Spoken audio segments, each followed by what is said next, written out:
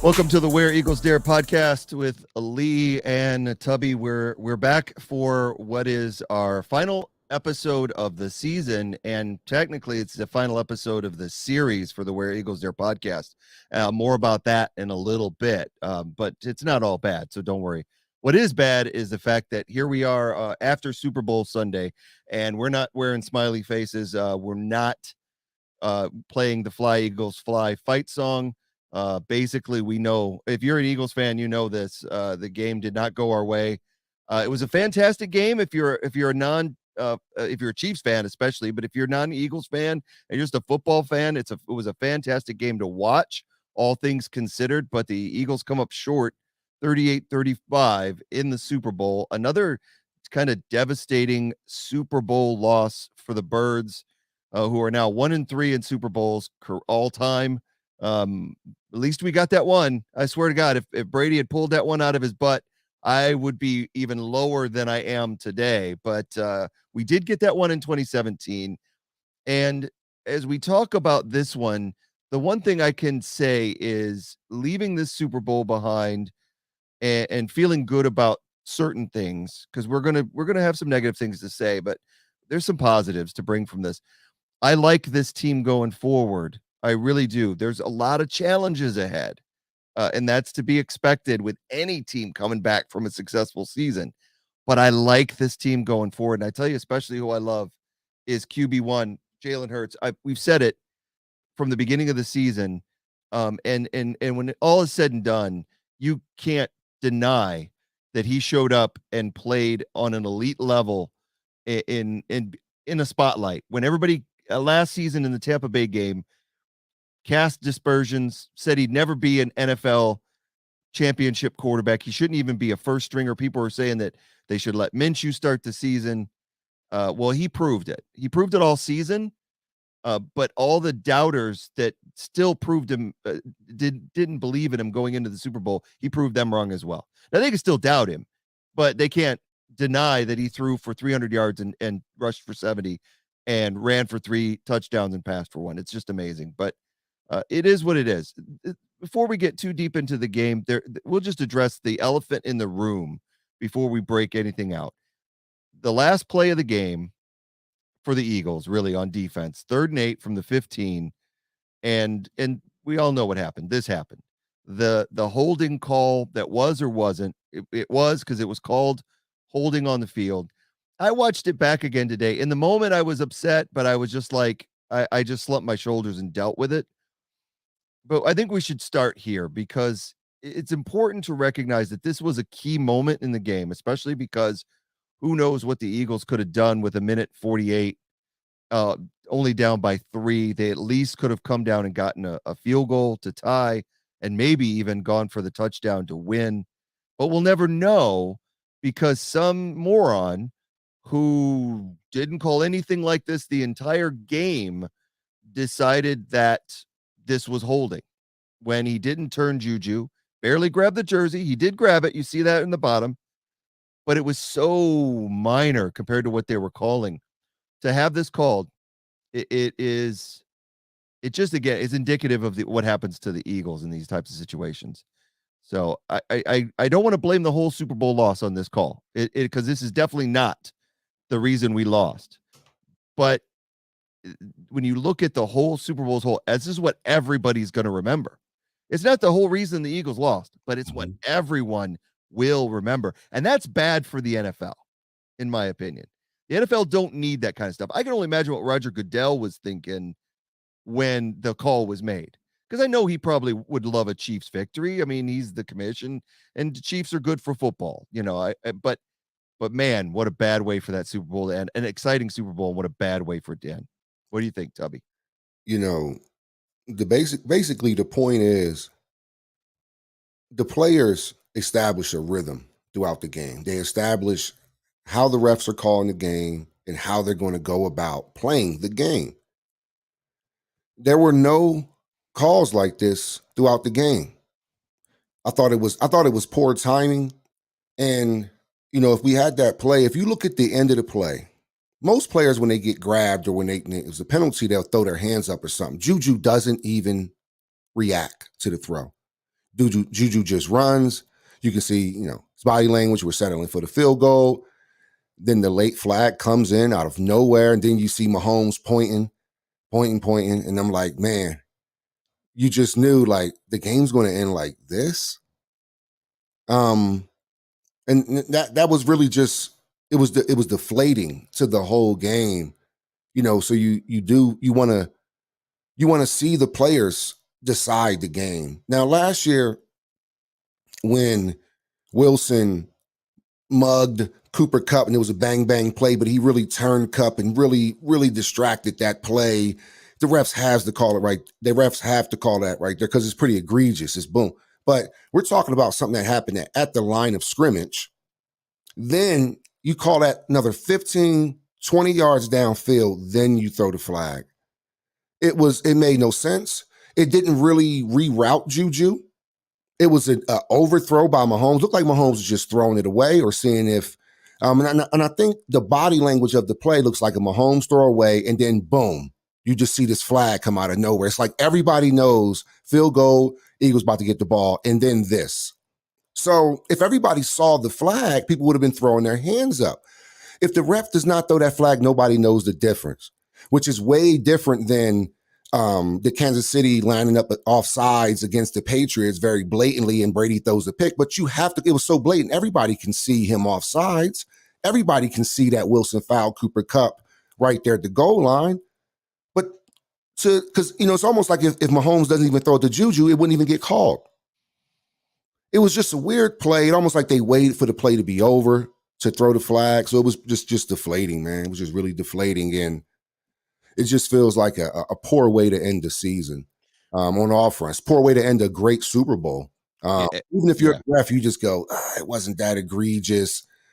I'll throw a late one if they complain, maybe. No complaint, because nobody complained. Like I said, Juju did nothing. No. And then I think you just go, okay, it's not going to be about me. They kicked the field goal. Then we see what Hurts can do with the minute 40 in the timeout, which I want to talk about the other timeout later. Yeah. So that was my key on that holding call, man. It's just really deflating. And again, like you said, it isn't the entire game, but man, it's just a bad way a bad look for the NFL and a bad way to go out. Congrats to the Chiefs. I will say is right about. I have no ill will toward them. We're not going to pull a 40 whiners. We're not going to pull a 40 whiners and say we were robbed. We're just disappointed that the play that happened the way it did. And Bradbury even said it was holding. He knew it was holding. We know it's holding. It's just a bad look and a bad way to go out. It reminded me of the loss against Washington, where the Eagles were still in that game. Graham slides into Heineke. He does a freaking Premier League football dive.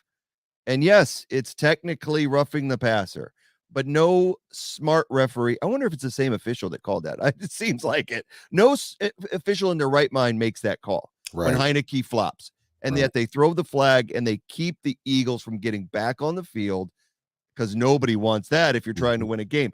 This official, to me, it's shady, because he knows that if the Chiefs don't score a touchdown there, their chances of winning that game would be greatly reduced. Because I do think in my heart of hearts, the way Jalen was playing in that second half, the way he was putting the team on his back for the entire game, I think he would have led them at least to a field goal, if not the game-winning touchdown. And Nick Sirianni would have done everything he could to make sure they went for that touchdown. Oh yeah. But there was so much in that game, so we'll throw that away. It happened. We're upset about it. There's so much in that game to discuss of things that a lot of it just didn't go our way.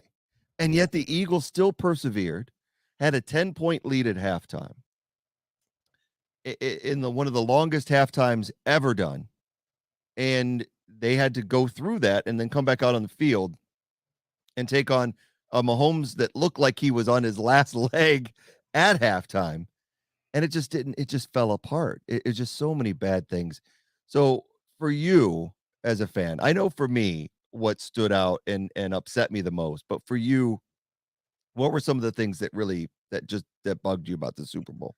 When I can see that the ball was going to Kelsey before the snap, and like I was probably being a little obnoxious about it at my house, but I was standing up like, look how far they're apart from Kelsey. I can throw it to Kelsey from there, being that guy. But I was just, I mean, and then what really, really, really was just deflating again, I guess that's the word of the day for me, was the walk-in touchdowns or wide open touchdowns. Really, the wide open touchdowns did it for me the most, because it was like deflating. The Eagles have to fight for everything they get.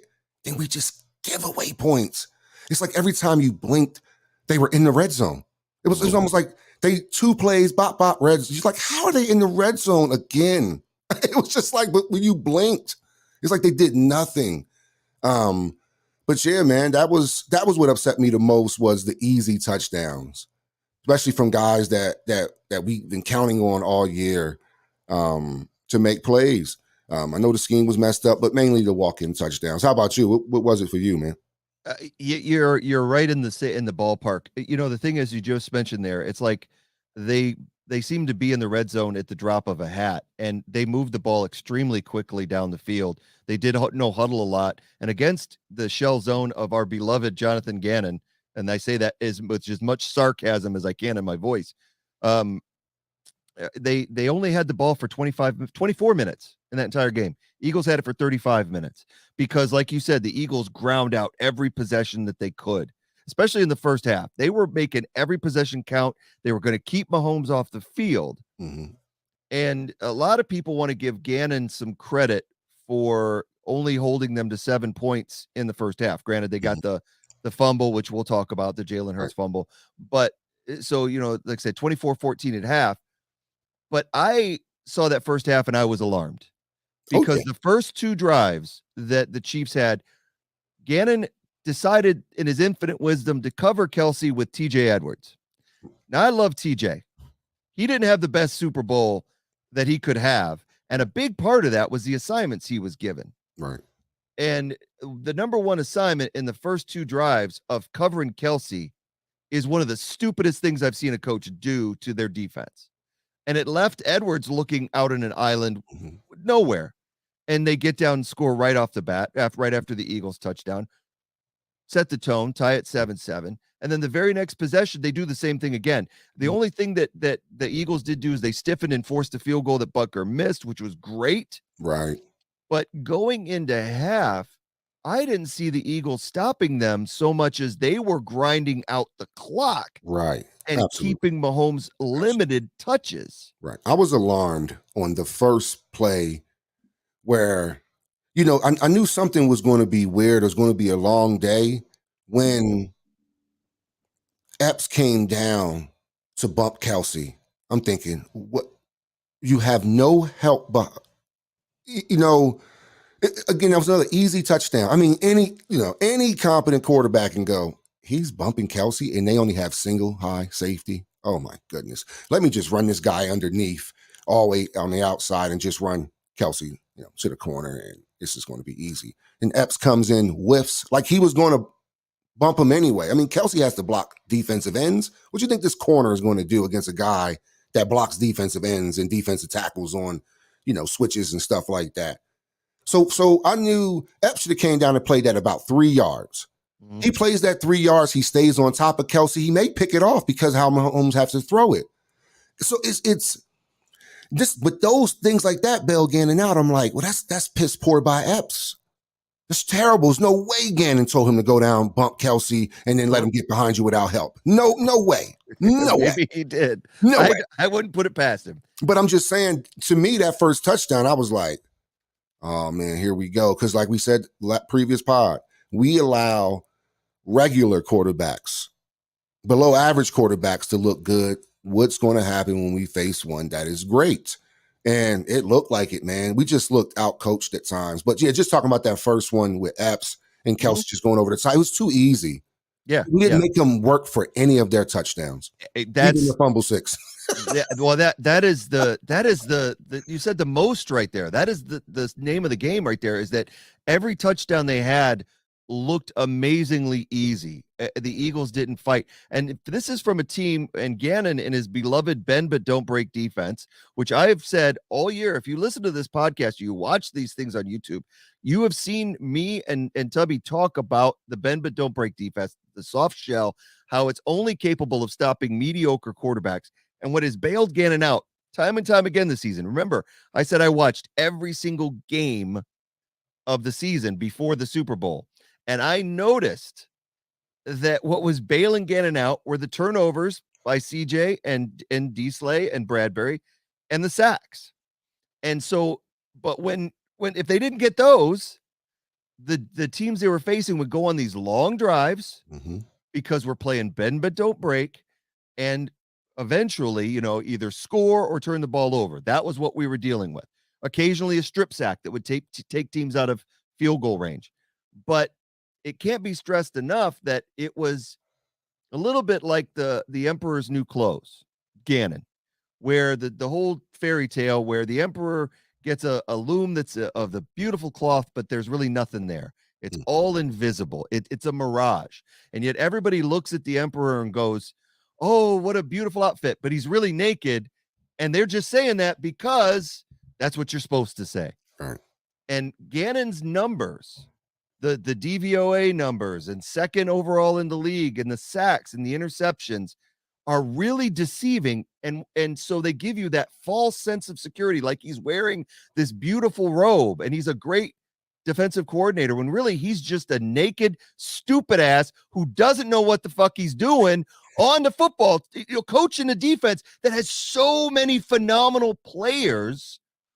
And you're coaching this weak ass, defenseless, spineless type of defense. I've watched it all year, and I've said over and over again, if we lose, it's because of this. And it always, when we've lost, it's been because of him. The Detroit game, a guy like Jared Goff, we're up 28-10. And Gannon goes into the shell and it ends up 35-33. We nearly lose that game because of Gannon. Right. Then every game, dude, every game. The Jacksonville game we could have lost if the downpour hadn't started. It started off 14-0. They looked like they had our bag. The Packers game, yes, with Julian Love and Aaron Rodgers, you look at the completion percentage.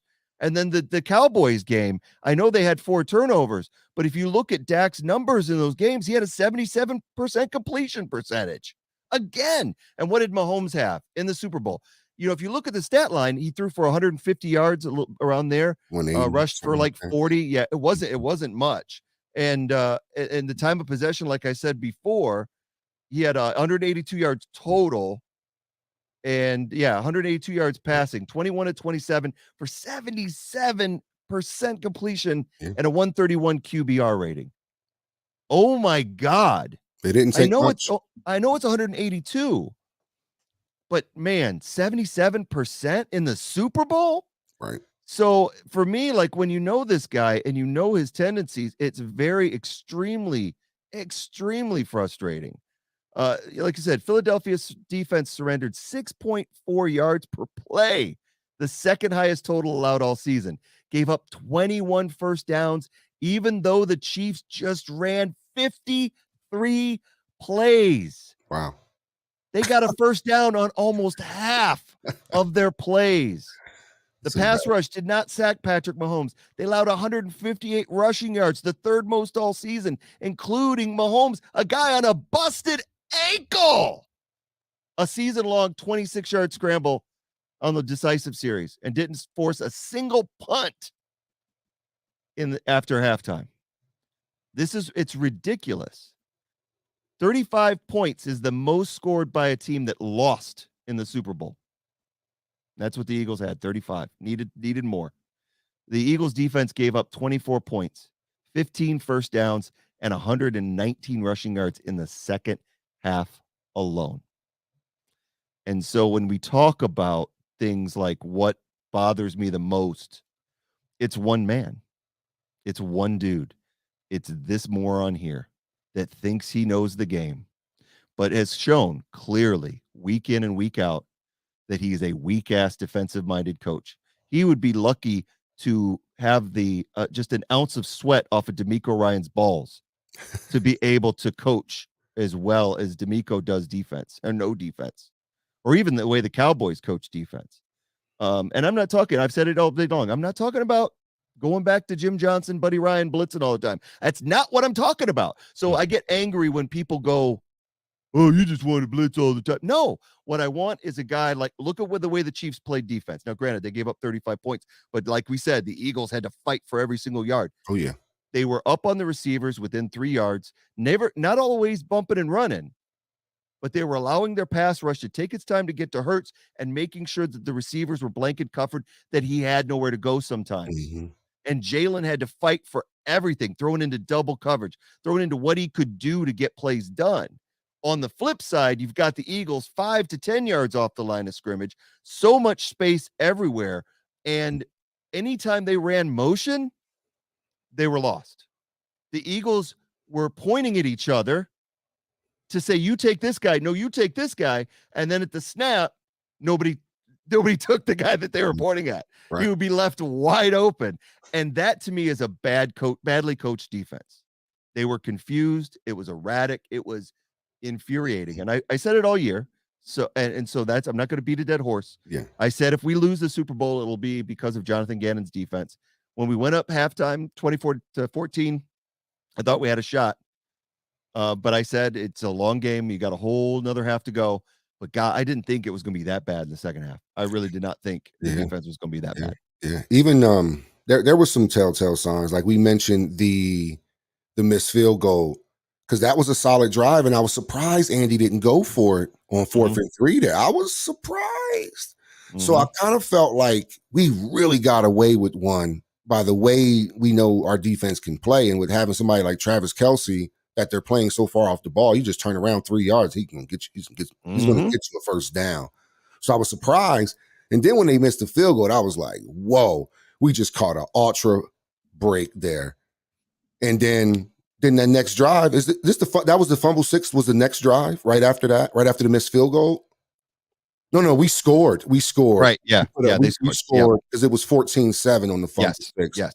Yeah, they tied it on 14-14. So they missed the field goal. Then we go back down and score. And you go, wow, that's a big swing. That's a 10-point swing there, essentially, right? Miss 3, then you go down and get 7, 10-point swing. But then we get the ball back after that, and then we almost do our own 10-point swing with the fumble 6. But all season long, before the ball was even fumbled on 3rd and 6, on 2nd and 1, I had already got out of my seat. When they gave the ball to Gainwell, all he needed to get was 1 yard, and he just shimmied and tried to shake and went down for a no gain. I was like, what are you doing? I just stood up just from almost immediately, like, Gainwell, just fall forward for a yard. What are you guys doing? I was already mad at Miles Sanders. Seems like every time he got the ball, he didn't know what to do with it. Kept running out of bounds on 1st down. We started 2nd and 11. We did that twice. 1st down, give it to Booby, 2nd and 11. You're like, what the hell is going on? Get up the field, man. Get up the field. Very frustrated with our running backs. Then Gainwell does that on 2nd and 1, and I'm just like, whatever. But I'm like, 3rd and 1, all we got to do is fall forward. And then Sayamalu jumps, and I'm like, oh, my goodness, here are these comedy of errors. And then, boom. I mean, I didn't even see how Jalen even dropped. I know how he dropped it now, but it looked like such a freak move. Yeah. You get out there, and it's like he was surprised by how many Chiefs was around him, and he tried to do something. I know Johnson kind of whiffed on a guy, and he gets around. All you see is red jerseys by the time Jalen gets there. That was a missed call too, but it was brush him. But the ball just kind of fingers in the face. Oh yeah.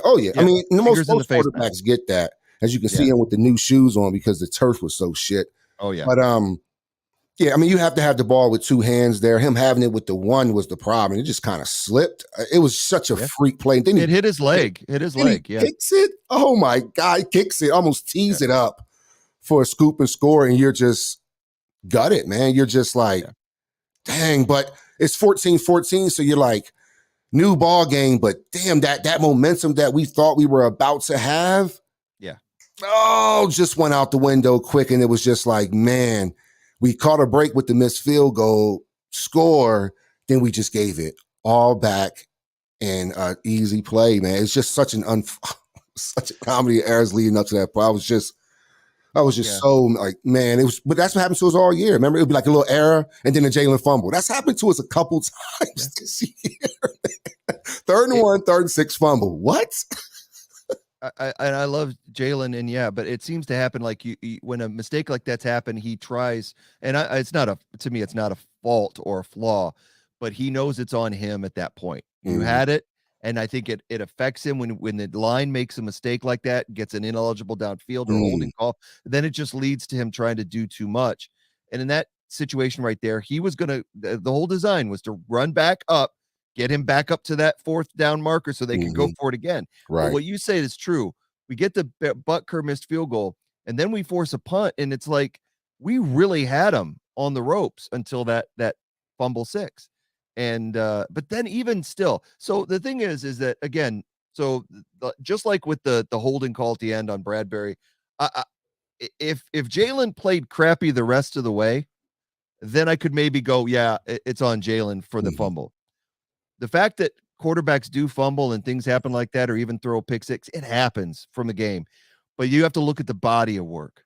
And what Jalen did after that was, to me, what we've seen in Jalen Hurts all season long. It's that sucking it up, not letting it get to him, and just coming out and kicking ass, which is exactly what he did.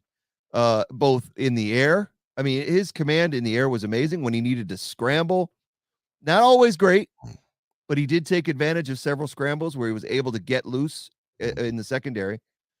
So to me, it was just, I can't fault him for the fumble.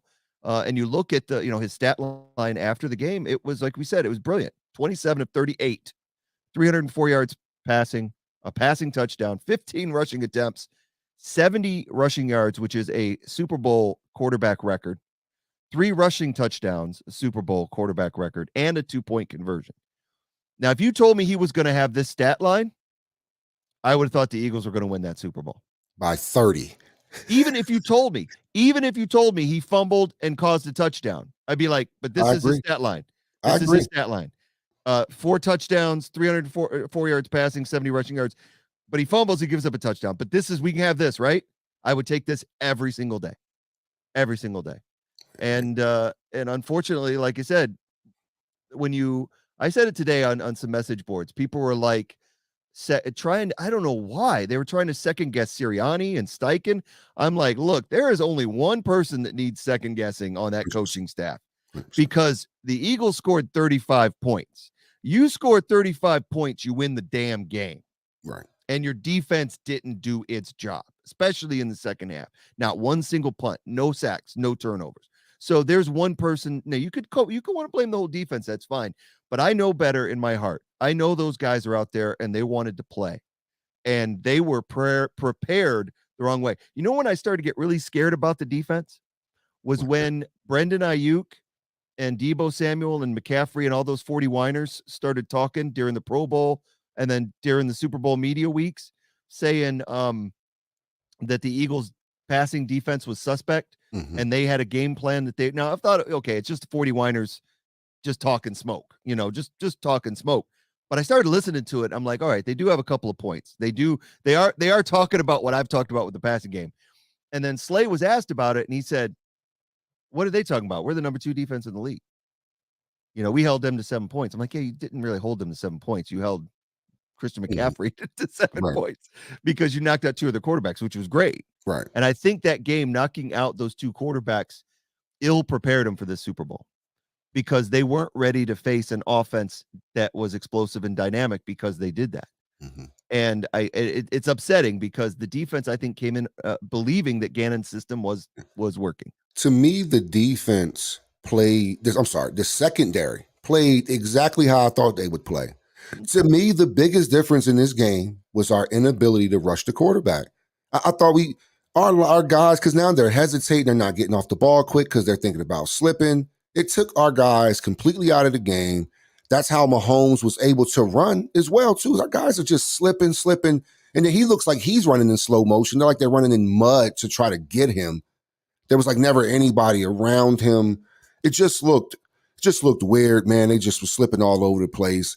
Now, granted, that's probably why our offense was able to thrive as well, too, because they couldn't get to us because we're pushing them down as well, too. You know, you have that both sides thing. That's why it's more so scheme, really. It just really comes down to scheme. And when the touchdown to Kadarius Toney, I've always called out Slay all year, and I get that it was a scheme thing, but when you're not even turned around for the snap, bruh, what are you doing, bruh? You got to at least hear the snap. You have, no matter what's going on, you have to just line up and play football. Same thing about that 3rd and 30. He's trying to push it off. At some point, just go get the guy that has the ball. Just play football. At some point, just play football, man. Just guard the guy in front of you. Hey, man up. Just call something different. You the captain. You Slay. Where's the big play? We needed a big play right there. Maybe a smart Slay or a smart coordinator tells him, hey, they're probably going to think about this. If they stay Slay, I want you to bait them, jump the route. That's what I wanted Slay to do in that moment. If you want to walk over like that, force the ball to Toney, cut it off to the house, ball game, essentially. Yeah. But it was a walk-in, and it was just, and he was still getting sucked over in, even as the play was going. Like, where are you going? At what point? You're the corner. You're literally the corner. You are damn near you're where the linebackers are at this point, bruh. And you're still pointing. You don't even know the ball has been snapped. Gannon can't teach ball. Like, it's some things that Gannon can teach, and there's some things like, bro, I can't teach you to be prepared for the snap. If you're getting it in, somebody just has to, like I said, at the end of the day, no matter what, you just have to guard the guy in front of you, even if you don't understand. If you don't just walk away from him like that, even though I know it was emotion. I know, like, Toney wasn't just standing there, it was emotion, but you overran the motion. You didn't even stay with him casually. He wasn't even past his first receiver. Where was you passing off? He wasn't even past the inside receiver. And you passed off before you did it prematurely. It looks so clownish when you look at it on replay. It's like a clown car. It does. And he just goes back out, and number 2 goes this way, and he just walks in, and you're just like, how? So I hear what you're saying, and I do agree that he overplayed it. But I also go back to Gannon on this one. And I know that you said, how can you coach scheme? It goes back to what I read after the Super Bowl. Because I did watch it and go, okay, he did overplay it. Then you read what Eric Bieniemy and Chad Henne said after the Super Bowl. And they said, you want to talk about those open touchdowns? We call those plays corn dog because we like to eat. And that's what they called them. So what they noticed was during the Jacksonville game earlier in the season that Gannon doesn't like jet sweeps. And he feels that when a receiver comes in motion like that behind the quarterback, that it's going to be a handoff to that wide receiver around that left end. And so what he teaches his boys to do is to get as quickly as possible to that other side because that's where the play is going. Then when the ball is snapped, Toney, just like the running back in Jacksonville did, turn back and runs the other way really quickly. Yeah, thank you. Turns around and runs the other way. And now you're already running to the right. To be able to stop on a dime and come back, you've already created 10 yards of separation. I got one little quick video on it I want to show. It's about a minute long, just to discuss this. And this is the play that ran in Jacksonville. I got this off of a TikTok, so quality is okay, but it says exactly what I saw in this play. What if I told you that this is the play that won the Kansas City Chiefs the Super Bowl? A random touchdown by Jamal Agnew in a Week 4 game. This play basically exposed how to attack the Eagles' man-to-man defense at the goal line. Doug Peterson is going to dial up a fake jet sweep to Jamal Agnew. I want you to pay close attention to how the Eagles attempted to play this. C.J. Gardner-Johnson has Jamal Agnew in man-to-man, and when Jamal Agnew motions towards the middle of the field, he drops back to safety, and the safety is actually going to rotate towards the line of scrimmage to hopefully cover Agnew. And according to this article by The Athletic, Chiefs offensive coordinator Eric Bieniemy actually noticed this, that if the Eagles lined up in man coverage, they would overcompensate for anything that looked like motion. So here we are in the Super Bowl, 3rd down and 3 in the red zone. It's the 4th quarter, and the Chiefs are going to put this law into practice. Kadarius Toney goes in motion. motion. Darius Slay is communicating that. It looks like CJ Gardner-Johnson is ready to fly downhill. And no one, and I mean absolutely no one, is prepared for Kadarius Toney to reverse back towards the outside of the field. And that is just the easiest touchdown for Patrick Mahomes because of the miscommunication. Very next drive, 3rd and goal. The Chiefs pull out this play again, this time with Sky Moore. And what do you know? The Eagles defense is going to overcompensate with Avonte Maddox. Yet another easy touchdown, just like the Jamal Agnew play. As we've seen in the past, teams tend to save their best plays for last. And this was a case of Eric Bieniemy and Andy Reid totally outclassing Eagles defensive coordinator Jonathan Gannon. So to all the Chiefs fans out there, you should thank this man, Doug Peterson, for basically winning you guys a Super Bowl. And when you see that, and you see how the defense overcompensates on those jet sweeps, that's Gannon teaching his guys. When you see a motion like that, that means a jet sweep. So you all commit to the right-hand side. That is horrible defensive coaching. When you see that video and you see the tendency, that is what I've said about Gannon from the get-go. He has no effing clue what he's doing out on that football field. And I've said it from the beginning. I said it last year when he would give up so many points. When Brady just massacred them in the playoff game, I was like, yeah, we don't have the best defense in the world, but we don't have that bad a defense. Right. To be able to give up so many easy yards against good quarterbacks, it's despicable. And the I can't. The irony of Doug Peterson winning us our first Super Bowl and potentially costing us a second one. To Andy Reid, it's like some 6 degrees of separation type stuff. Yeah. All these former Eagles. Isn't it crazy? Isn't that crazy? But Jay, you're right, man. That's horrible, man. Just to get them into that man coverage too. At some point, you go, man. When we see motion, we got to go to zone up. Don't even brush them off. Zone up, because you don't even on the jet sweep. If you got a guy there in zone, you're covering both sides already. So you already have a guy. I don't know. It makes no sense to try to. Either way, you're still chasing. Even if you want Maddox to come down, you're just chasing instead of anticipating and letting them come to you and then trapping them. That's how you force turnovers. When you play man, somebody should have been on Toney. But again, when they see that motion, Gannon is scheming them to line everybody up to stop the jet sweep.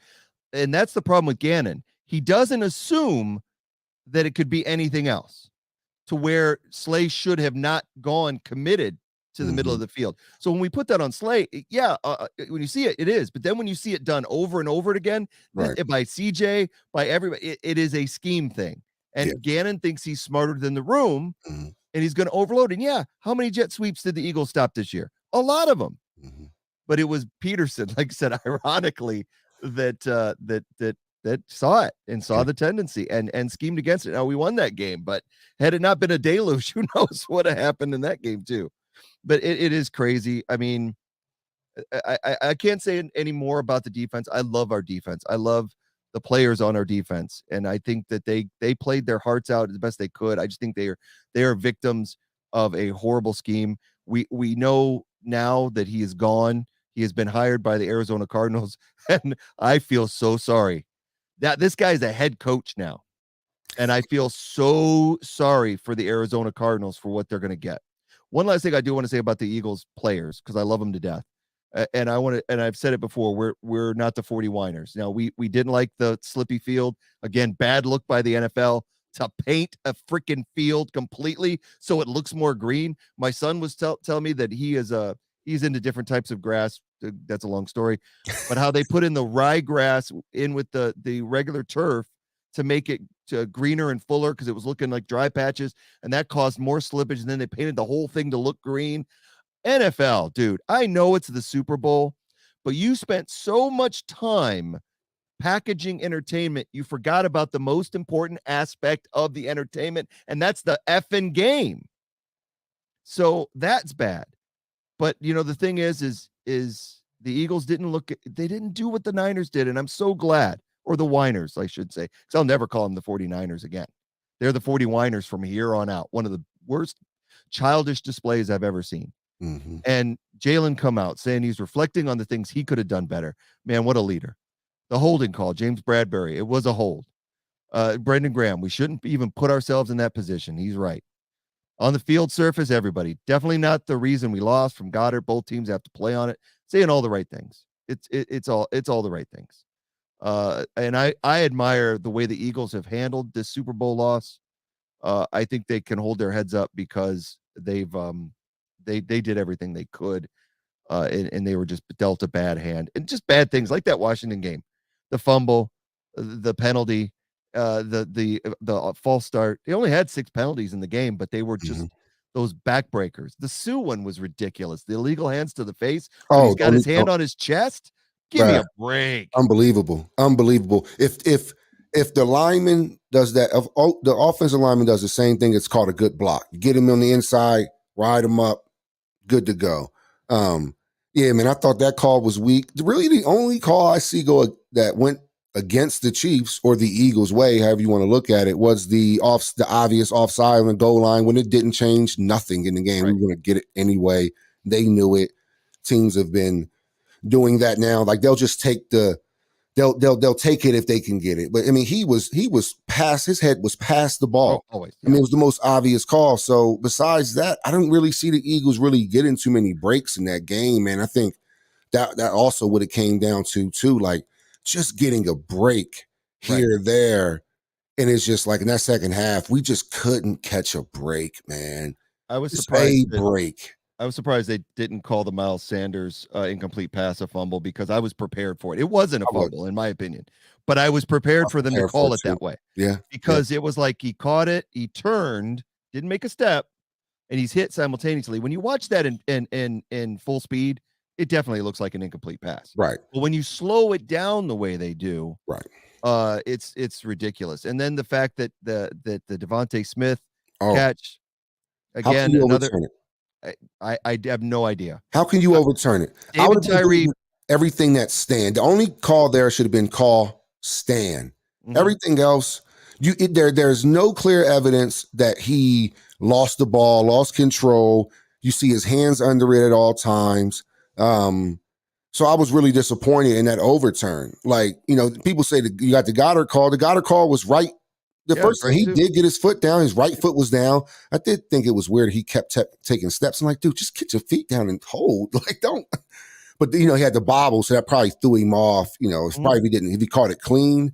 Yeah. He probably just gets his feet down both, and it's all good. But he's still trying to take those steps. Kind of just made it harder than what it should have been once he possessed it. If you're not getting up the field, so just get those feet in. But Devontae Smith call was definitely. I was definitely really disappointed in that. I don't see how. I think regular season that call in the field stands.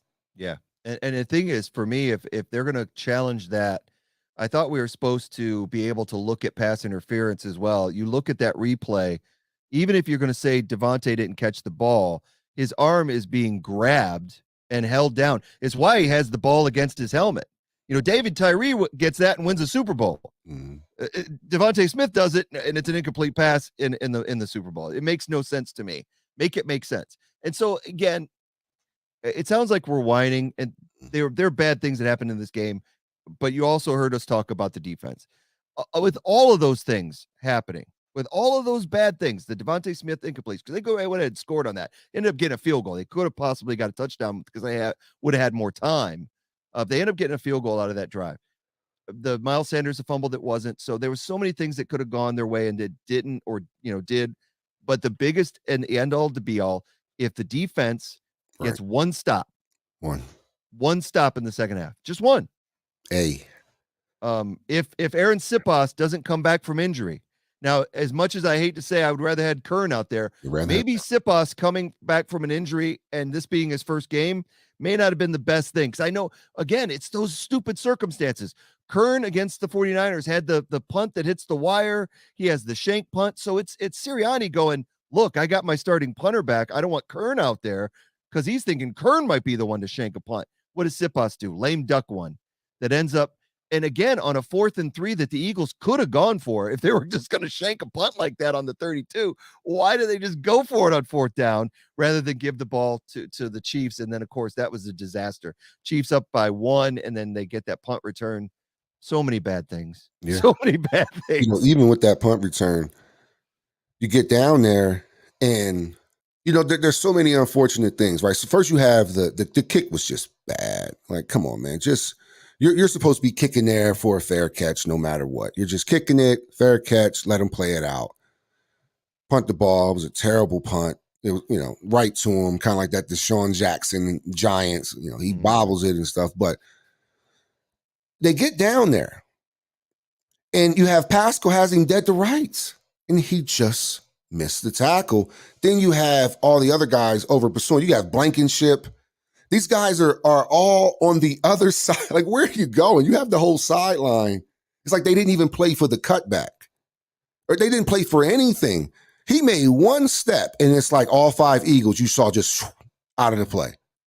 And then here we go. But that's some of the breaks that the Eagles, we talked about it all year, special teams. Where was our special team play? Where was ours? Mahomes scored all them touchdowns. Where was a good punt return? Where was a good kick return at? We don't have any special players, man. We don't have like those really special players outside of Jalen. Really, he's like our most special player. We don't have those guys that can really just, think about the Niners. They got guys that just get it in their hands and they are likely to take it to the house. Deebo Samuels, Christian McCaffrey, Ayuk. Who can you really say that about the Eagles? Just get it in their hands and they'll take it to the house. Right. A.J. Brown's a great possession receiver. And Devontae Smith is like a possession receiver. He's like a mix, but he's like a possession receiver as well, too. Bobbles a lot of catches lately, man. Anyway, but we don't have that special guy like that Tyreek. I know Tyreek's like ultra special, but even Kadarius Toney is special. Sky Moore, they still have guys that are like ultra fast and can just blow the top off of a game.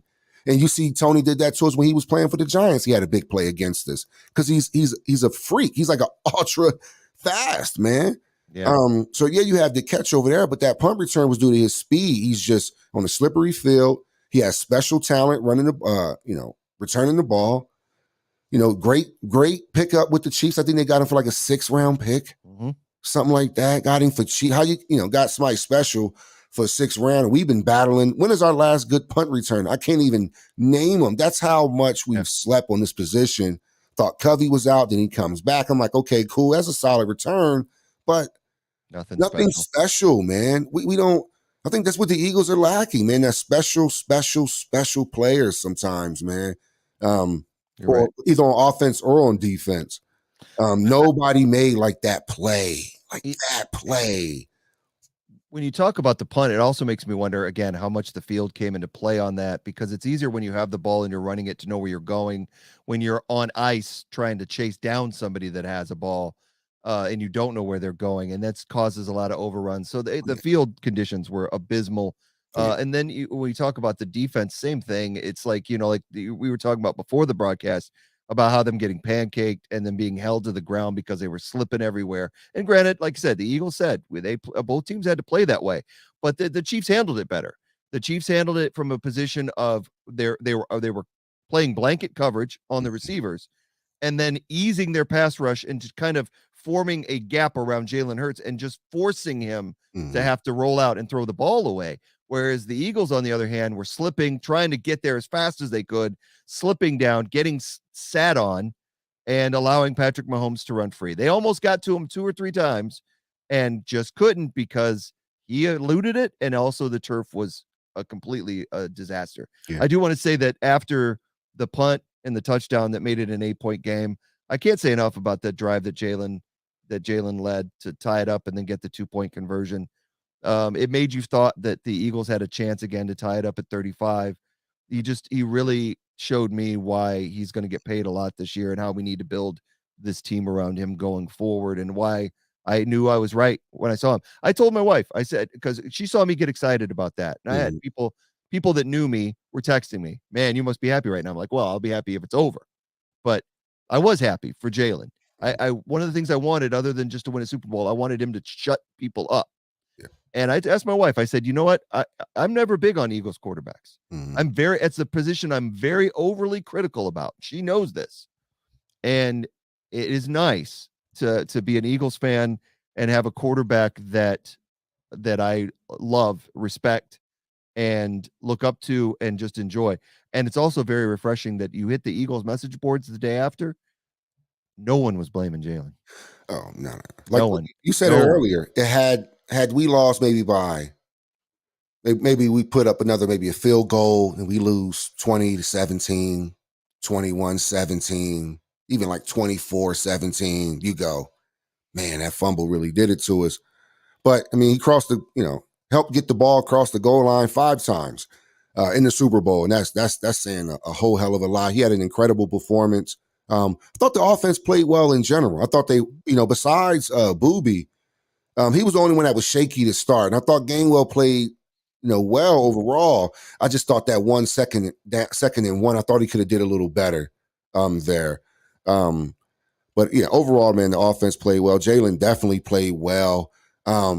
And I was like, man, they definitely gonna have to pay him. But I was like, I hope he takes the Brady approach, because you still got to keep guys around you, man. The Eagles are built to win right now. Mhm. I mean, we could talk a lot about the coaching staffs and all of that, and losing both coordinators. Yeah, we can. Um, Before we do so that, because go ahead. let's get into that. But before we do, I do want to spread a little blame the running backs way, because, and it could be the field again, because they never had this bad a game, but it didn't seem to be affecting Pacheco. I'm just going to point that out. Maybe it was a cleat issue. I don't know. But Gainwell, 7 carries for 21 yards, 3.0 average. Sanders, 7 carries for 16 yards, 2.3 average. Ugh. Austin Scott, 3 carries for 8 yards, 2.7 average. That's not going to get it done in the Super Bowl, guys. Whether it's the offensive line not getting you holes, whether it's the scheme and the running scheme, like you said, Miles, where he could have clearly cut up field and he runs out of bounds. I don't get that one either. It wasn't a great game for the running backs that we counted on. In spite of all of that, Jalen Hurts was able to help put 35 points on the board almost single-handedly. So Yeah, you're right. Carried them. Yeah, he carried them. We have got to get better moving forward. And like you mentioned, one coordinator's gone. We're very happy about that guy being gone. Not so happy about Shane Steichen being gone. Mhm. He did craft a lot of plays. He is the guy that tailored the offense to Jalen, worked with Jalen on a lot of the plays that work for them. So he has taken the job as the Indianapolis Colts head coach. I think they got a good one there.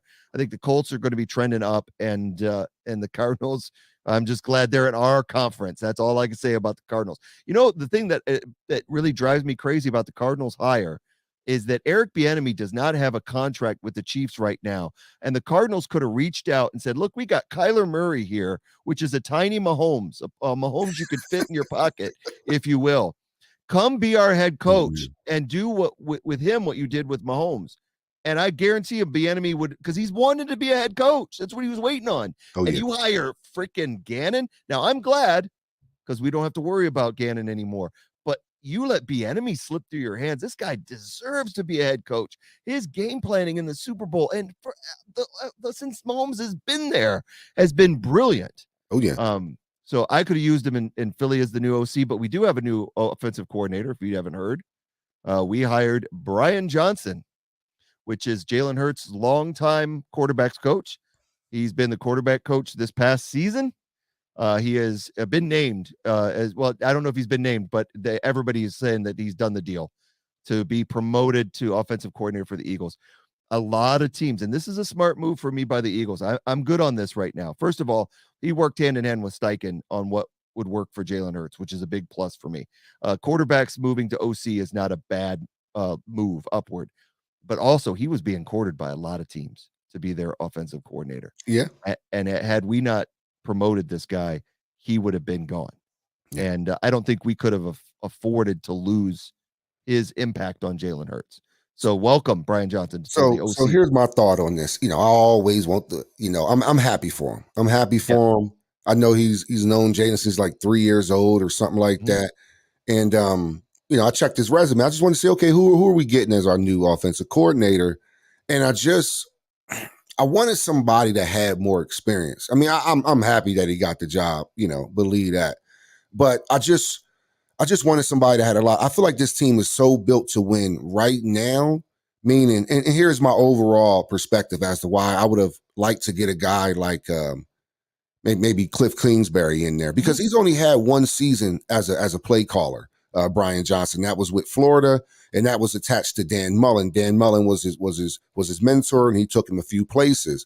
So we got a guy that's only called plays for Kyle Trask, down there for one season in 2020. And I'm just like, man, could we have gotten, still keep him, still pay him, say, okay, I know you want to go out here, I know you're being court. We can still pay you a little bit more. That's the Eagles. That's up to the Eagles organization.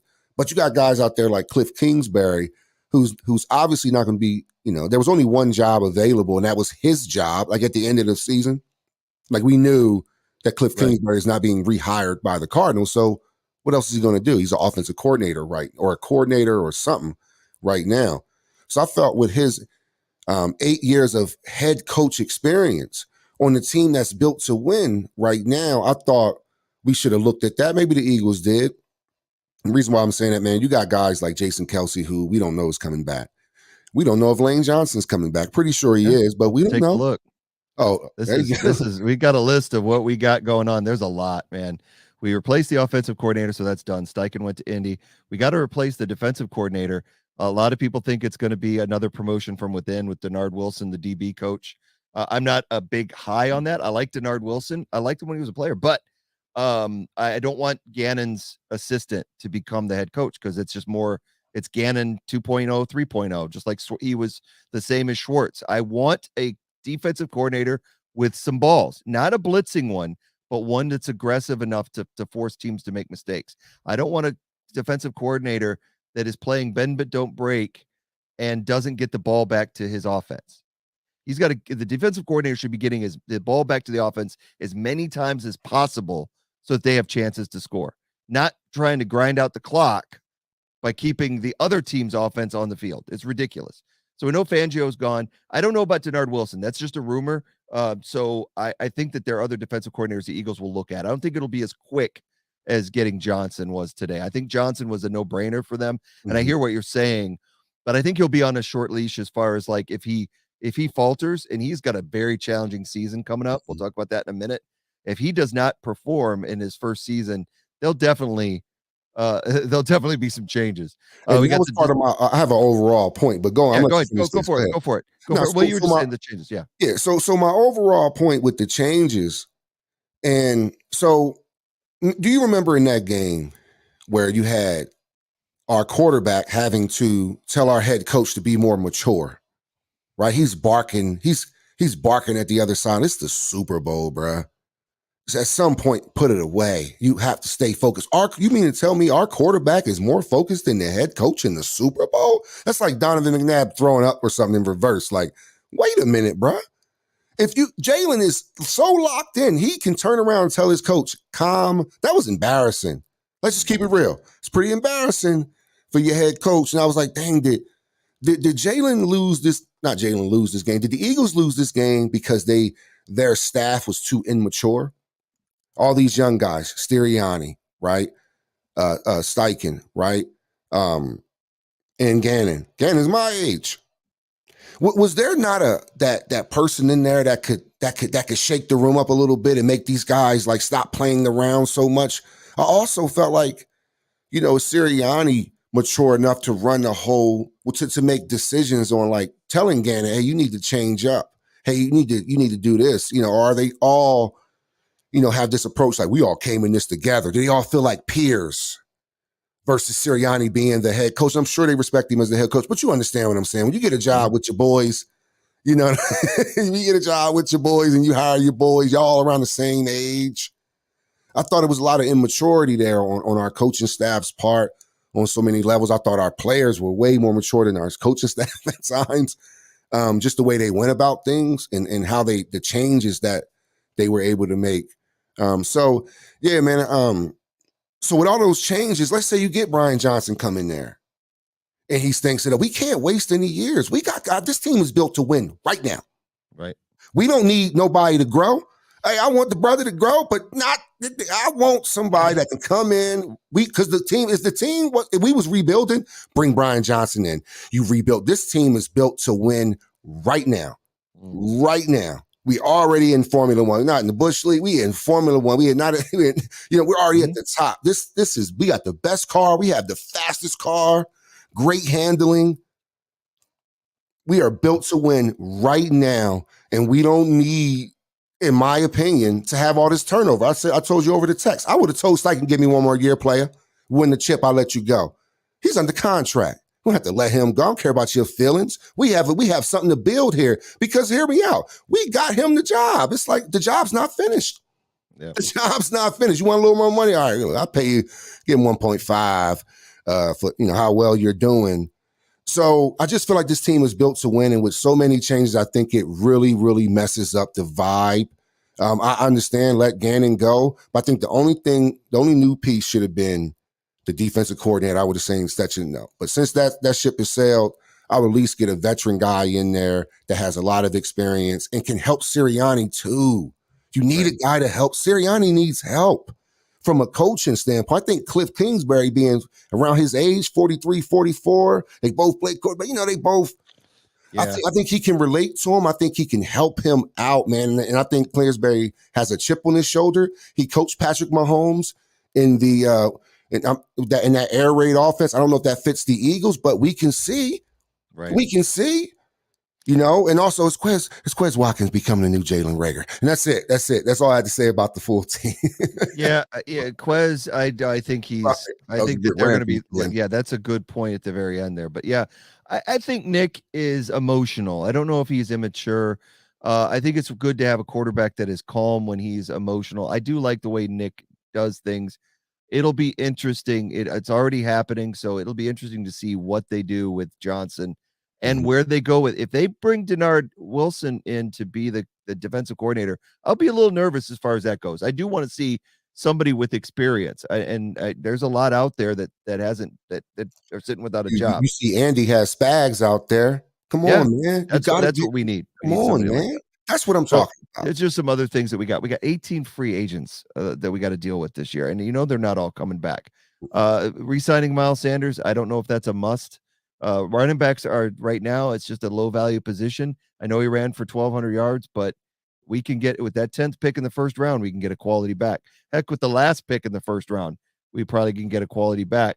Gainwell and Scott can hold the fort. So we'll have to see. I think CJ Gardner-Johnson is a must to bring back. He has been outstanding for the defense, as well as Bradbury. Yep. We've got Reddick locked down. We got to keep the defensive backfield settled. Also, we definitely need to see more Nakobe Dean next year. So if that means we let Kazir White go, then we let Kazir White go. I don't think he had minimal impact in the second half of the season. I liked Kazir White, but he didn't do enough to warrant a contract with the Eagles. I think Nakobe Dean, it's time for him to shine. And then the possible retirees, Kelsey, Graham, and Cox. I don't think Graham and Cox are going to be back with the Eagles, even if they do come back. They're too old for them to give a multi-year contract to. Maybe if Cox signs a one-year deal, they can bring him back. Graham too, but I don't think Graham wants a one-year deal. I think he wants one last contract. I'm not so sure about Cox. Cox may go the Jason Peters route, where he just keeps signing 1 year. 1 year, I'll do one more year. Kelsey too. Kelsey might do 1 or 2 more years, but I think Graham is definitely gone on that list. But there's so many others, man, that are out there. As far as free agents, who you think your priority is as far as bringing back? Bringing back, the priority is CD and Bradbury. I thought Bradbury played just fine with it. I think in the new scheme, I think he can play just fine. It brings continuity. Like I said, I don't want a lot of changes to this team. This team should be Super Bowl champions, man. This team was good enough to be Super Bowl champions. This team was built to win. It looked like it could win. It just blew a tire on the final lap and something happened. But I'm willing to package. I don't want to do none of this small back, little back, big back, you back, me back, two back. I want a running back. I want a featured back.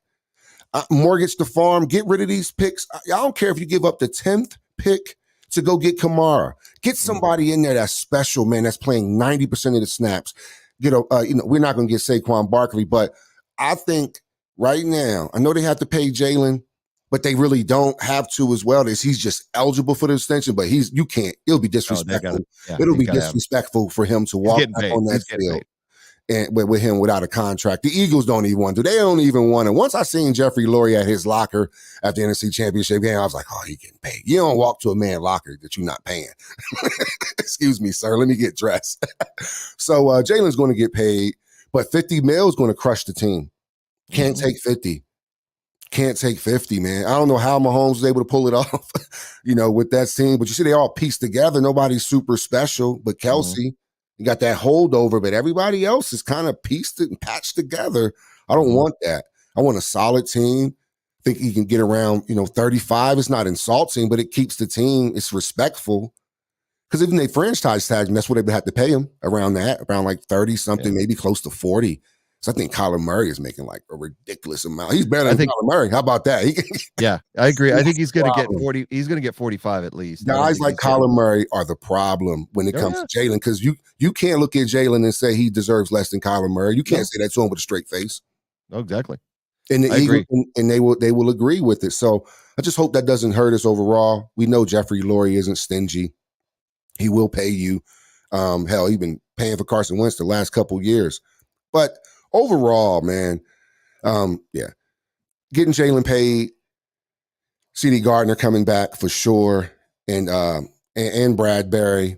I'm cool off of Miles. I'm cool off every running back we have. I don't care if not a single running back comes back. We need a feature back. I'm not going to keep saying that over and over, but that's where I stand with it. I think that's the final piece to our offense, and then the rest we just stack on defense. Yeah. Well, I tell you what, it's going to be a tough year. If you look at the strength of schedule that has been released, the Eagles, all those people whining about the Eagles not playing anybody in 2022, where you're going to get your wish in 2023-24, the Eagles have the toughest schedule. So shove that up your ass.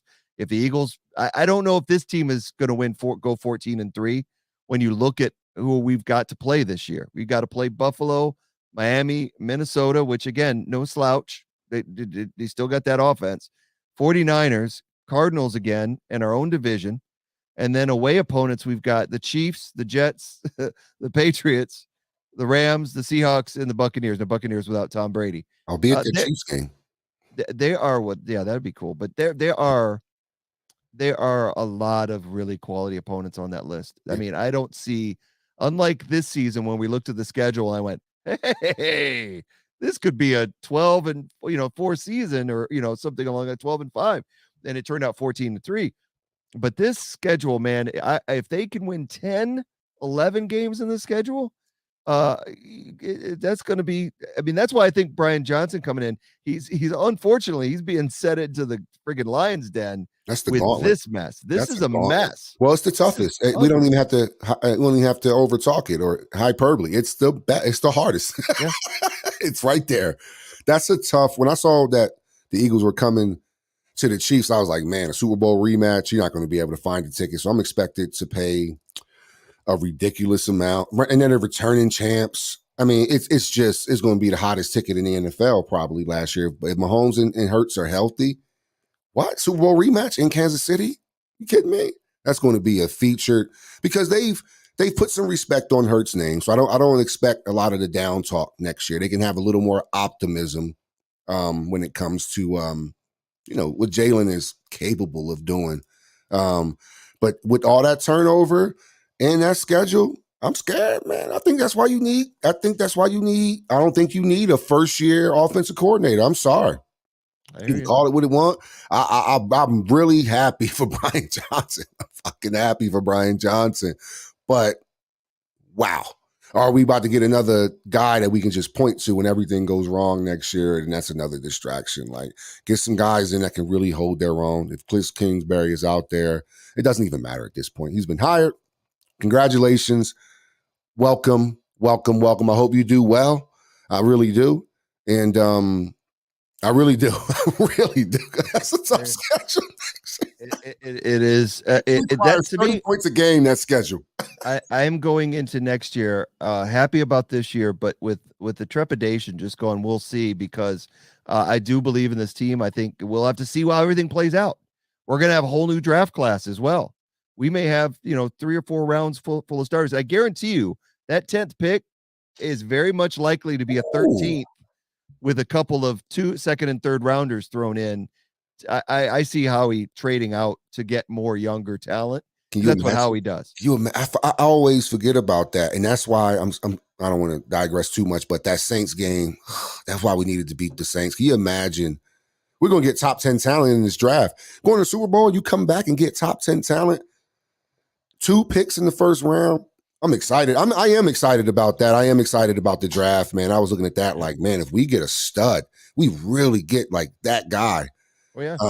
Maybe a third receiver. Is that too much to ask? We get like the best receiver in the draft if he's around 10th, put him right there third. But then it's a waste because we should be able to sign a guy to put in there. Third receiver you sign, you don't draft. I'd like to see them. I don't think they'll even. I tell you, I don't think they'll. I don't even think they'll go after a back. I hope they would to deal with the loss of Sanders because you need a top back coming in young. We'll see. We'll just see. I'm just gonna enjoy the ride. We went to the Super Bowl. Let's just say with that, as we go out, it was a fantastic season. I enjoyed every moment of it with you. It didn't turn out the way we wanted, but man, we got to the Super Bowl. Who could ask for? Everybody else had gone home by that point. Only one team can win it, and yet we were there at the end. Everybody else had to go play golf while the Eagles got to enjoy the Super Bowl, and they came within 3 points to win it. Had a 10-point lead at halftime. But we have to move on because it's over now. We're going to move into next season. And so will this podcast. So we mentioned earlier that this is kind of the series finale of the Where Eagles Dare podcast, and it is. The Tubby and I have decided that in the next football season, we're going to rebrand. We're still going to talk Eagles from time to time, but we're going to talk all NFL. And that's because we're going to start a Tubby and Lee and maybe some other people, who knows. We're going to start a fantasy football live stream here on YouTube, Facebook Live, and Twitch. We probably won't do the podcast thing anymore on the audio version so that we can stay live and interact with the fans and not have to worry about older information getting out. We want to be engaged. It seems like every time we did the fantasy football broadcast live, they got a lot of engagement. A lot of people wanted to talk about that. And so we decided that, we'll still talk about the Eagles. We'll still talk about football, but we're going to do the fantasy football thing. And I'll say the limited time we did do fantasy football, Tubby, we were nailing the predictions, and no one can deny that. So it shows that we got a little bit of forte in this. And there's an audience out there, because when I go looking around the popular sites, the Twitch, the YouTubes, the Facebooks, and you try to ask a question, most of the time you need to be a member or a subscriber, some type of paid subscriber. I think that's why when we were able to open ours up, we had so many questions because people could actually reach us. We were an unknown platform. That wasn't even our game. It's Where Eagles Dare podcast, and we still had so much engagement. We had so much engagement. We had to kind of like stop it almost. And that's what being unknown. I think we come back, people can count on us. We get a good schedule, put out some really great content, man, get some faster computers. And man, we make it happen. But I'm really excited about the, still going to talk Eagles. You're still going to see Eagles stuff all around me. But yeah, man, really excited, for this new lane we're about to take. And I think it's going to be fun, man, because if I stress, I feel like as much as I stress over my fantasy football team, I might as well talk about it, put it up live and stress together. So it's going to be fun. It sounds great. I agree. And we're looking forward to it. So with that being said, we want to thank everybody that has joined us for the past 2 years on the Where Eagles Dare podcast. You've all been great. We've really enjoyed doing it. We love our Eagles, and what a better way to go out than to have the team go to the Super Bowl. It would have been even better had they won. Didn't happen. We're moving on. So we'll be back next season, just under a different name. So everybody that looks for us on the Where Eagles Dare podcast will still have the same website. We're just going to tweak some things so you can still find us. For those who follow us on the YouTube channel, we're just going to rebrand the YouTube channel so you can still find us, those who have subscribed to us on that format. So thank you for everyone. If you want to email us, you can still email us some suggestions or anything like that at our email address at lee.bird, that's lee.byrd.eaglesdare.com or at gmail.com. We welcome any suggestions for the new fantasy football program. So do that, and we'll be back next season. So with all that being said, I'm going to turn it over to Tubby for his final words of the 2022-23 season. As always, I want to thank everybody for supporting us. Whenever you had time, dropping a comment, whenever, when it was just strictly Eagles talk, even if you didn't like the Eagles. But I want to appreciate everybody, all our supporters. And as always, thanks for stopping by. Where Eagles Dare podcast. Can't wait for next season. Should be fun. Stick around. We'll be back for a lot more content.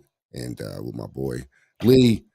Hell of a season, man. Hell of a season. Came up just short, but the memories will last forever. With that being said, man, fly, Eagles, fly.